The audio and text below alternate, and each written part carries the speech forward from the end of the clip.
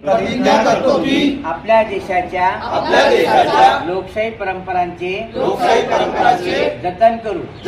आप यहाँ पे असिस्टेंट रिटर्निंग ऑफिसर जो इलेक्शन का जो टेम्पररी केंद्र बनाया जाता है उसमें आप अपनी दिव्यांग सेना के साथ आए। कुछ अधिकारियों से आपकी चर्चा हुई कुछ मांगों को लेकर और उसका कुछ उन्होंने हल भी निकाला। क्या पूरा मामला था, क्या जानकारी देंगे? मेरा नाम मोहम्मद यूसुफ फारूक खान है। अखिल भारतीय दिव्यांग सेना का मैं मुख्य निमंत्रक हूँ।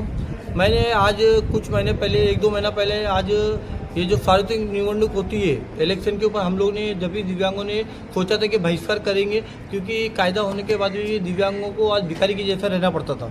तो हमने ये बहिष्कार का हमने मुद्दा लेके लेटर दिया था कलेक्टर साहब को, राज्यपाल साहब को और राष्ट्रपति महोदय को।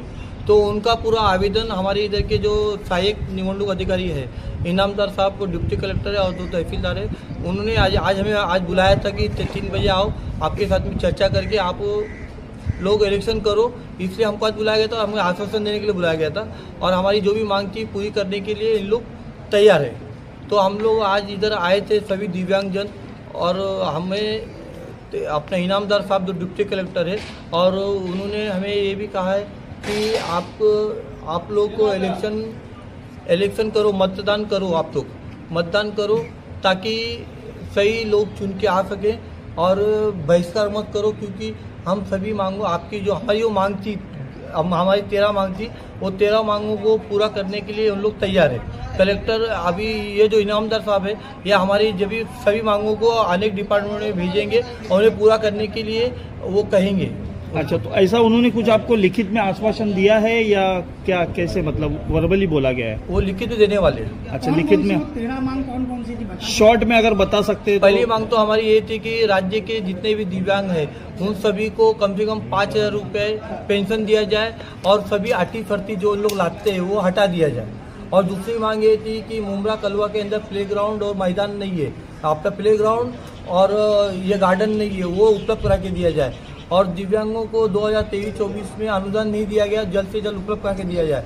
और प्रतिज्ञा करतो की आपल्या देशाच्या लोकशाही परंपरांचे जतन करू आणि मुक्त निपक्षपाती व शांततापूर्ण वातावरणातील निवडणुकांचे पावित्र्य राखू व प्रत्येक निवडणुकीत निर्भयपणे तसेच धर्म, वंश, जात, समाज यांच्या विचारांच्या प्रभावाखाली न येता किंवा कोणत्याही प्रलोभनास बळी न पडता मतदान करू।